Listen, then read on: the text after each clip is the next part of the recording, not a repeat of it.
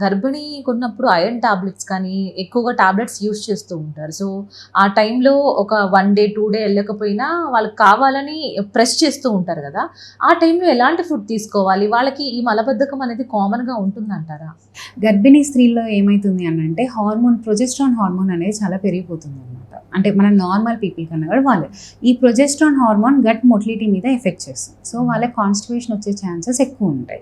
కానీ ఆ కాన్‌స్టిపేషన్ వస్తుందని ఎక్కువ ముక్కడం గానీ, అలాంటివి చేస్తే యూట్రస్ మీద ఎఫెక్ట్ పడొచ్చు. Because all these organs are nearby. So, uterus మీద ఎఫెక్ట్ పడొచ్చు. పెల్విక్ మజిల్స్ మీద కూడా ఎఫెక్ట్ పడుతుందనమాట. సో, వీళ్ళు ఎక్కువగా ఈ ఫైబర్ ఫుడ్ తీసుకోవడానికి, కొంచెం ఫిజికల్ యాక్టివిటీ చేయడానికి ఎక్కువ చూపించారు. అండ్ ప్రెగ్నెన్సీ కన్నా కూడా post pregnancy is very important.